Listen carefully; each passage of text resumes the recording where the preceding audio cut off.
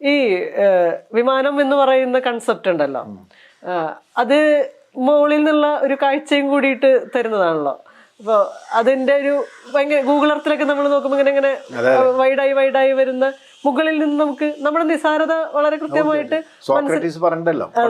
അതെ മനസ്സിലാവുന്ന ഒരു സംഗതിയും കൂടിയാണ്. അപ്പൊ ഇതിന്റെ സാങ്കേതികതയിൽ വർക്ക് ചെയ്യുന്ന ഒരാള്, വിമാനത്തിൽ നിറയെ യാത്ര ചെയ്യുന്ന ഒരാള് ഈ ഒരു കാഴ്ചയെ അതായത് വിമാനത്തിനകത്തിരിക്കുന്ന സമയത്തെ ഒരു ലേമൻ യാത്ര ചെയ്യുമ്പോൾ അയാൾ കാണുന്ന കാഴ്ച എന്ന് പറയുന്നത് വേറെ ഒന്നായിരിക്കും.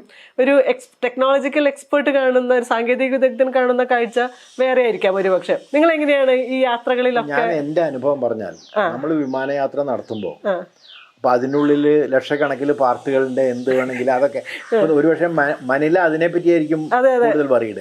ഞാൻ അതിനെപ്പറ്റി ആലോചിക്കില്ല, കാരണം എനിക്കറിയാതെ എങ്ങനെയായാലും പെർഫെക്റ്റ് ആണ്. അല്ലെങ്കിൽ ഒന്ന് കേട് വന്നാൽ പകരം വേറെ ഒന്നുണ്ട്.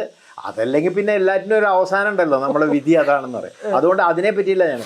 ഈ മനുഷ്യന്റെ നിസ്സാരത അല്ലെങ്കിൽ ഭൂമിയുടെ നിസ്സാരതയെ പറ്റിയിട്ട് കൂടുതൽ, പ്രത്യേകിച്ച് വിൻഡോന്റെ അടുത്തൊക്കെ ഇരിക്കുമ്പോൾ നമ്മൾ ആലോചിക്കും അതിനെപ്പറ്റി.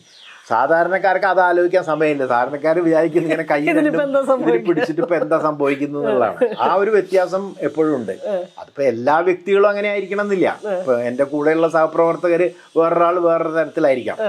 പിന്നെ വേറെ ഒരു ഇതെന്ന് വെച്ചാൽ, മനുഷ്യന്റെ ഒരു പ്രത്യേകത എന്ന് വെച്ചാല് ചിന്തകള് ആ ഫ്രെയിം ഓഫ് ചുരുക്കും. ഇപ്പൊ നമ്മൾ വിമാനത്തിൽ യാത്ര ചെയ്യുകയാണെങ്കിൽ വലിയ ഇതായി കഴിഞ്ഞാൽ അത് മാത്രമേ നമ്മൾ ആലോചിക്കുള്ളൂ, അതിന്റെ താഴെ എന്താന്നുള്ളത് ആലോചിക്കില്ല.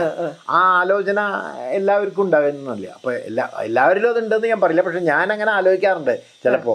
നമ്മളെങ്ങനെയാണ് പണ്ട് എങ്ങനെയാ അത് ആൾക്കാർ കണ്ടുപിടിച്ച്, നമ്മളെത്ര നിസ്സാരന്മാരാണ്, അതൊക്കെ തോന്നും. ആദ്യം നടത്തിയ വിമാനയാത്ര ഓർമ്മയുണ്ടോ? ആദ്യം നടത്തിയ വിമാനയാത്ര ഞാൻ കാൺപൂരായിരുന്നു. അപ്പൊ അന്ന് അമ്മയ്ക്ക് ഒരിക്കൽ BP ഒക്കെ കൂടി.